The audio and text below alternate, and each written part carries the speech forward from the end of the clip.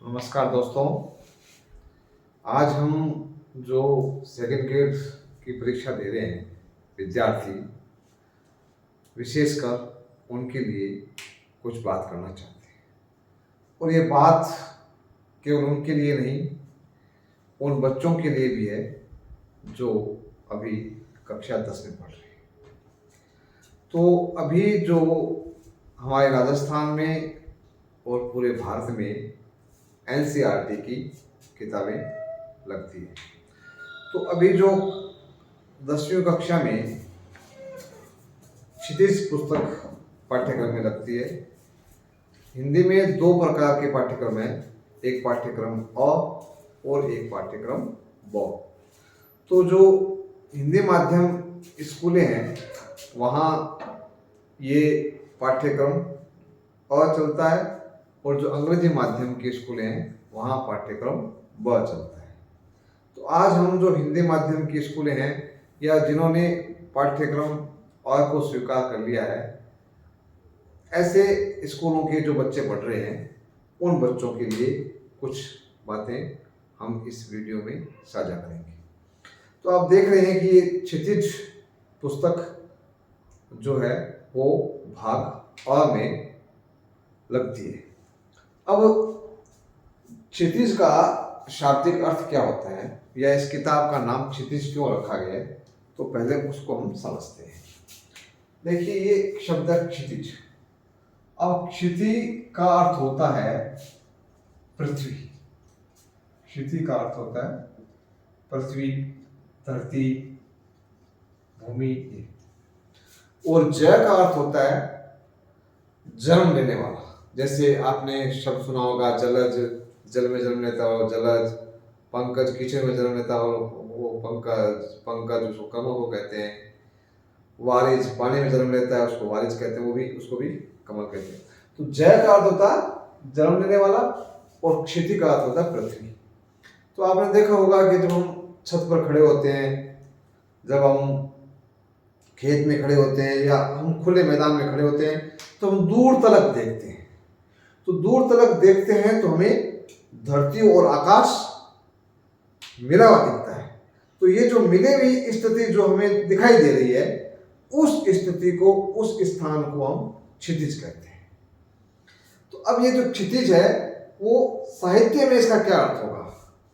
तो साहित्य में अर्थ ये है कि इस पुस्तक में उन लेखकों को शामिल किया गया है जो हिंदी में शुरुआत से लेकर के और आखिर तक जिन्होंने कुछ ऐसा लिखा है जो कालजयी है, जो हमेशा हमेशा रहने वाला है, और जहां तक इस पाठ्यक्रम निर्माणकर्ताओं ने इनकी रचनाओं को देखा है, उन सब का एक समेकित रूप इस पाठ्य पुस्तक में शामिल किया है। तो इस पाठ्य पुस्तक में सूरदास जी की, तुलसीदास जी की, कुछ गद्यकारों की रचनाएं शामिल है, जो रचनाएं जो हमारे पाठक समाज को सदैव प्रेरित करने वाली है, उनका रंजन करने वाली है। तो ये तो थी पाठ्य पुस्तक की सामान्य जानकारी और उसके शीर्षक का महत्व है। हालांकि ये परीक्षा में इस प्रकार का कोई प्रश्न नहीं पूछा जाएगा, परंतु थोड़ा सा हमें ये पता होना चाहिए क्षितिज का नाम क्यों रखा गया है। तो सीधी सरल भाषा में क्षितिज उस स्थान को कहते हैं जहाँ हमें धरती और आकाश दिखाई देता है, और हम कविता और साहित्य में ये कहते हैं कि जहाँ तक हमारी दृष्टि जाती है वहाँ तक हमने जो महसूस किया है और उस महसूस करके उसको कविता में और गद्य में लिपिबद्ध किया है, उसको जब पुस्तक रूप में संग्रहित किया गया है वो है क्षितिज। इसलिए इसका नाम रखा गया है क्षितिज। तो समझ गए बच्चे? अब हम आगे चलते हैं। अब देखिए, जब इस किताब का प्रारंभ होता है तो उसके अगले ही पन्ने पर एक ये कविता लिखी हुई है।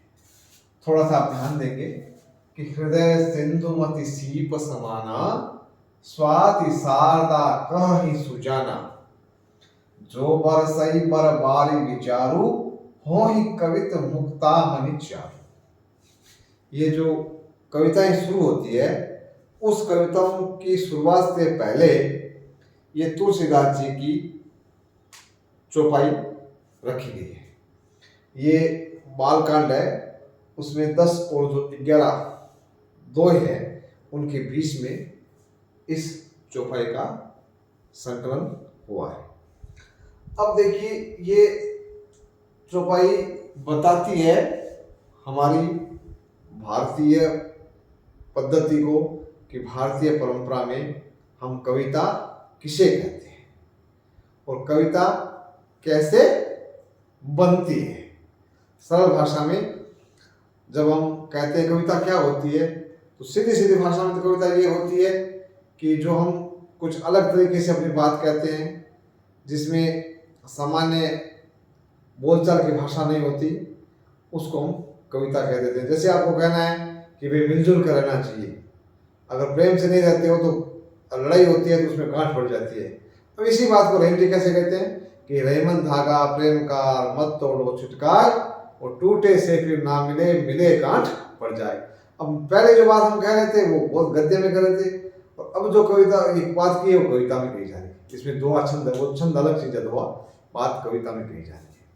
तो ये कविता होती क्या है, इसको सरल भाषा में तुलसीदास जी ने इस प्रकार रखा है। देखिए कि हृदय सिंधु मति सीप समाना। अब कविता को समझने के लिए पहले तो हमें 2-3 बार कविता का वाचन कर लेना चाहिए। सामान्य से सामान्य विद्यार्थी आराम से कविता का अर्थ स्पष्ट कर लेगा। 3-4 बार पढ़ेगा ना तो उसके मस्तिष्क में उसकी रिदम बैठ जाएगी। अब हृदय सिंधु मति सीप समाना, हृदय जानते हो आप हार्ट को कहते हैं, और सिंधु का मतलब होता है समुद्र, सी। अंग्रेजी में इसको सी बोलते हैं, हिंदी में समुद्र। मति किसे कहते हैं, हम कहते हैं मति मारेगी तुम्हारी, क्या मतलब बुद्धि। मति का मतलब बुद्धि, और सीप का मतलब होता है जो बड़ा होता है, जो मंदिरों में बजते हैं उसको हम शंख बोलते हैं, छोटी छोटी होती है वो, देखिए वो सीप होती है। तो आपने समुद्र में, नदियों में, नहरों में, तालाबों में ये आपको छोटी छोटी ऐसे छोटी बड़ी आकार में मिलती है, उसको हम कहते हैं सीप। सीप को सीप ही सरल भाषा में सही है। उसका बड़ा रूप हो जाता है, उसको शंख कहते हैं। स्वाति एक 27 नक्षत्र होता है, उसमें एक नक्षत्र नाम है स्वाति। और शारदा कहते हैं, इसको तस्तम लिखेंगे तो ऐसे हो गया शारदा, और ये सरस्वती का पर्यायवाची है। सरस्वती जो 3 देवियां होती है, दुर्गा, लक्ष्मी और सरस्वती, उसमें सरस्वती जो ज्ञान की देवी है। कहीं सुजाना, कहीं मन कहते हैं, और सुजान का अर्थ होता है ज्ञानी लोग, सुलझे हुए लोग, समझदार लोग। क्या कहते हैं कि जो बरसई, बरसे मन बरसते हैं, बारिश करते हैं, रैन करते हैं, और बर माने श्रेष्ठ, बेस्ट, मतलब गुड, बेटर, बेस्ट। तो बेस्ट को कहते हैं श्रेष्ठ, और बारी कहते हैं जल को, पानी को, और विचार को कहते हैं विचार, थॉट। वो ही कवित, कवित का मतलब कविता, पोइम या पोइट्री। और मुक्तामणि, मुक्तामणि क्या होता है कि बताया जाता है कि जो सीप होती है, सीप में एक कीट होता है, और वो जो कीट या कीड़ा होता है वो जब उससे ही वो मोती के रूप में तब्दील होता है, और वो सीप के अंदर मोती बनता है, तो उसको हम कहते हैं मुक्ता, मुक्ता कहते हैं। और वो उसका समूह होता है, फिर उसको मुक्तामणि कह देते हैं। जैसे माला होती है, मोतियों की माला, उसको भी मुक्तामणि कहते हैं। तो मुक्तामणि का मतलब होगा जो सीप से निकलने वाला मोती। अगर शाब्दिक अर्थ लिखना भी हो तो हम लिख सकते हैं सीप से निकलने वाला मोती, सीप से निकला मोती, उसको मुक्तामणि कहते हैं।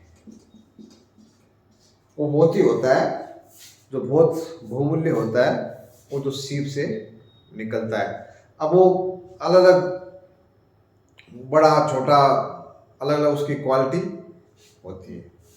तो अब और चारू कहते हैं, चारू आपने लड़कियों के नाम भी सुने होंगे, सुने होंगे ना। तो चारू का मतलब होता है सुंदर, ब्यूटीफुल।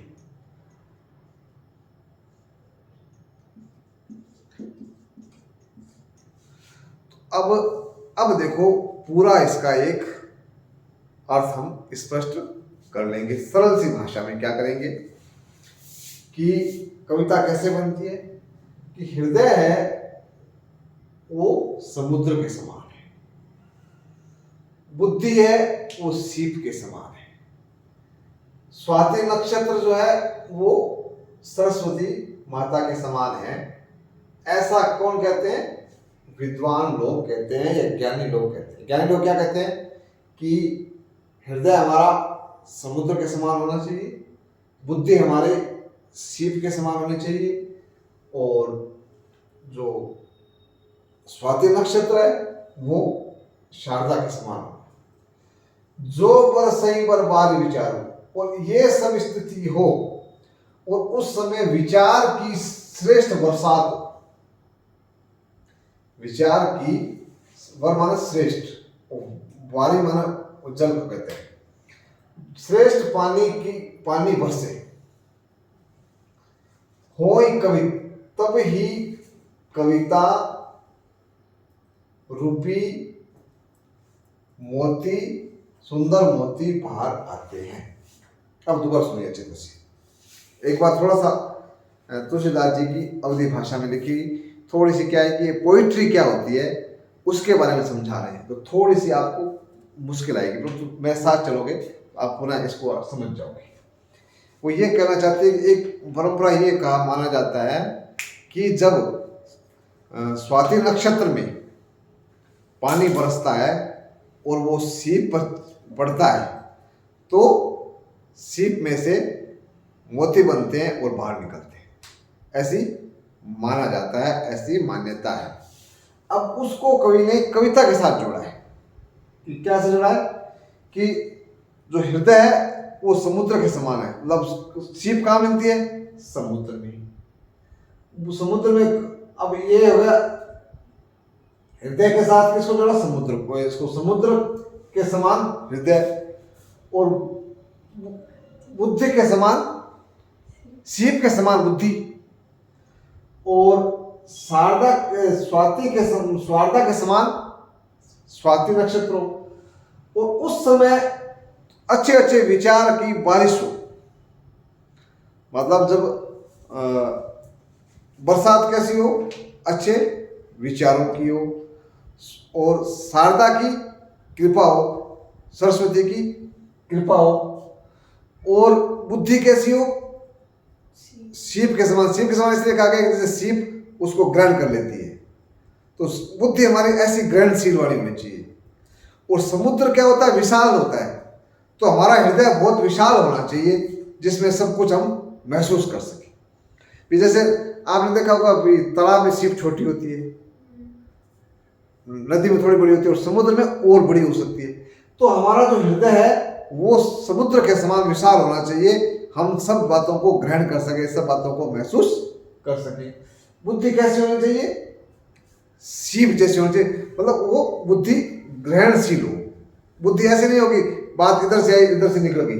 बुद्धि में कैचिंग पावर हो, ग्राह्य क्षमता हो, ग्रहण करने की क्षमता हो। तो हमारा हृदय हो बहुत बड़ा, हमें कोई छोटी मोटी बात नहीं सोचे, हम बड़ा बड़ा सोचें। बुद्धि कैसी हो? कैच करने वाली बुद्धि हो। जैसे सीप है वो ग्रहण कर लेती है पानी को, और उसमें से फिर वो मोती बाहर निकलता है। तो अब वो ग्रहण और बुद्धि कैसी होनी चाहिए? सीप जैसी होनी चाहिए। और स्वाति कैसा होना चाहिए? स्वाति नक्षत्र का मतलब क्या है कि वहां कृपा होनी चाहिए सरस्वती की। ये बड़ा दिल है, बुद्धि भी ठीक ठाक है, अच्छी ग्रहण करने वाली है, परंतु ईश्वर की कृपा नहीं है, सरस्वती की कृपा नहीं है, तो कविता नहीं बन सकती। फिर बरस ही पर बाल विचारो। अब उसमें अच्छे अच्छे विचार भी आने चाहिए। बुद्धि तो है, दिल भी बहुत बड़ा है, परंतु विचार कोई आ ही नहीं रहा है। तो विचार नहीं आ रहा है तो कविता नहीं बन सकती। तो मतलब समुद्र भी है, सीप भी है, परंतु बरसात नहीं होती है तब तक वो मोती नहीं बनते। तो वैसे ही दिल बड़ा है, बुद्धि है, परंतु वो जब विचार नहीं आ रहे, थॉट नहीं आ रहे, तो कविता नहीं बनती। ऐसा सब कुछ होने पर ही सुंदर कविता बाहर आती है, जैसे सीप से मोती बाहर आते हैं। आगे बच्चों समझ में? एक बार पुनः समझ लो भी ये समुद्र है, हृदय, बुद्धि क्या है, सीप, स्वाति समान क्या है, शारदा, और ये वर माने श्रेष्ठ, वारी माने वाटर, जल, विचार माने विचार रूपी श्रेष्ठ पानी है। और ऐसा सब कुछ होने पर सुंदर कविता निकलती। जैसे यहां देखो एक एक चीज जुड़ती जाएगी। सीप से क्या निकलता है, मोती, मोती निकलता है। उसके लिए क्या चाहिए, पानी चाहिए, और मोती के लिए पानी चाहिए, और कविता के लिए क्या चाहिए, विचार। अब मोतियों के लिए क्या चाहिए, स्वाति, और कविता के लिए क्या चाहिए, शारदा की कृपा,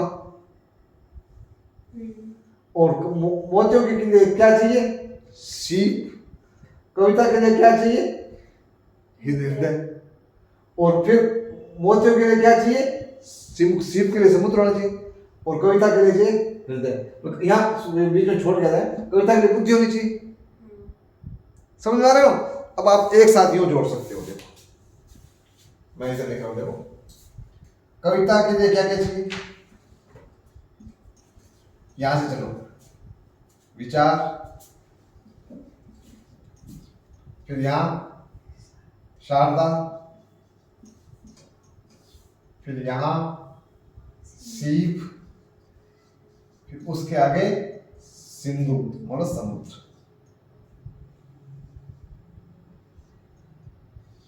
नहीं ये दोनों से गड़बड़ कर दिया भाई।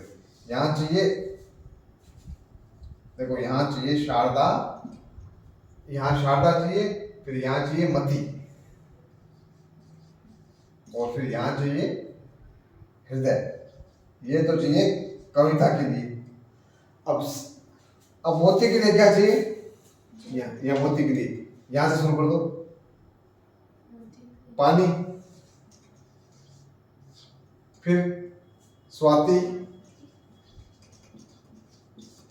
फिर सीप, और फिर समुद्र। अब ऐसा जिस प्रकार मोती के लिए ये चीजें इस क्रम में जरूरी है, वैसे वैसे कविता के लिए ये क्रम जरूरी है। ऐसा क्रम हो जाएगा तो सुंदर कविता का निर्माण होगा, उसका जन्म होगा, और वो कविता कवि के दिल से निकलेगी। इसे कहते हैं हम अच्छी कविता कैसे बनती है। इसके बारे में तुलसीदास जी ने रामचरितमानस उनकी किताब है, उसका शुरुआती कांड है। मतलब तुलसीदास जी ने जो रामचरितमानस लिखी है उसमें अध्याय को कांड का नाम दिया गया है। एक होता है चैप्टर को या पार्ट को क्या नाम दिया है, कांड का। ये 12 कांड का 10 से 11 दोहा है, उसके बीच की ये चौपाई है। समझ में आ गई बच्चों अच्छी तरह से? ये ऐसी कविता बनी है, वो कविताएं हम इस क्षितिज पुस्तक में आगे आगे पढ़ेंगे। अब पहला जो पाठ है हमारा वो है सूरदास। ऐसा माना जाता है कि सूरदास अंधे थे। अब ये जन्म से अंधे थे या बाद में अंधे हुए, इसमें विद्वान एक मत नहीं है, परंतु अंधे जरूर थे। इनका जन्म 1478 से लेकर के 1583 के बीच का है। नहीं तो यहाँ 1478 में जन्म हुआ और 1583 में इनका 5 तोले में देहांत हो गया था। और ये दो जगह इनकी जन्म के स्थान की मान्यता है। एक तो मानते हैं कि मथुरा के पास रुनकता गांव है, वहां हुआ था, या एक मान्यता है कि दिल्ली के पास एक सी गांव है, वहां हुआ था। तो अभी तक मतभेद है, पक्का पक्का पता नहीं है कि सूरदास जी का जन्म कहाँ हुआ था। क्योंकि पहले हमारे जो भारतीय लेखक हैं, वो अपने पुराने लेखक हैं, वो अपने बारे में बहुत कम बताते हैं, इसलिए सूरदास जी ने अपने बारे में बहुत कम कहीं लिखा नहीं है स्पष्ट रूप से। फिर इनका ये बात पक्का है कि ये मथुरा वृंदावन के बीच में गौ घाट बना हुआ है, वहां भजन कीर्तन करते थे और कृष्ण के परम भक्त थे। और इनका जो रचनाएं हैं उनमें आपको देखेगा बच्चों के प्रेम का वर्णन ज्यादा है। माँ कैसे बच्चे से प्रेम करती है, बच्चों से कैसे बच्चे खेलते हैं, किलोल करते हैं, तो ऐसे सब वर्णन को हम, वो जो भाव होता है उसको वात्सल्य भाव कहते हैं। और जो कृष्ण और राधा का वर्णन भी है तो श्रृंगार का वर्णन भी है। और इनकी जो कविता में अधिकांश जो कविताएं हैं वो ब्रज भाषा में है। और 3 रचनाएं इनकी प्रसिद्ध है, सूर सागर, साहित्य लहरी और सूर सारावली। और इनको अष्ट छाप के कवि के रूप में मान्यता है। अष्ट छाप का मतलब होता है 8 कवि ऐसे थे जिन पर विशेष कृपा थी, जो कृष्ण के सखा के रूप में माने जाते हैं, कृष्ण के दोस्त के रूप में माने जाते थे। उनमें सूरदास जी भी एक थी। तो उनके 8 लोगों पर एक गुरु ईश्वर की कृपा की छाप बनी हुई थी। तो उसमें 4 वल्लभाचार्य जी के शिष्य थे और 4 विठलनाथ जी के शिष्य थे, जिन पर ये विशेष छाप थी। तो इस प्रकार हम अपनी जो परीक्षा है, चाहे आप सेकंड ईयर की तैयारी कर रहे हैं और चाहे जो बच्चे जो पढ़ रहे हैं, उनके लिए इतनी जानकारी सूरदास जी के बारे में जरूरी है। इतनी जानकारी से आप आसानी से जो परीक्षा में जो प्रश्न आते हैं उनके उत्तर दे सकते हैं। अब हम सूरदास जी के जो 4 पद हैं वो हमारे पाठ्यक्रम में लगते हैं, और उन सूरदास जी के पदों के बारे में हम बहुत विस्तार से और बहुत अच्छे से और बहुत सरल भाषा में आगे बात करेंगे, ताकि हमारे विद्यार्थी बहुत आसान भाषा में और बहुत घर बैठे इस पाठ को आसानी से समझ सकेंगे। तो हम अगले वीडियो में फिर मुलाकात करेंगे, और उस मुलाकात में हम जो सूरदास जी के पद हैं उन पदों को बहुत अच्छे तरीके से समझने की कोशिश करेंगे। तो प्रिय बच्चों और विद्यार्थियों, आप मेरे साथ जुड़े रहिए। हम लगातार कविता पर बात करते रहेंगे। इसी के साथ जय हिंद, जय भारत, धन्यवाद।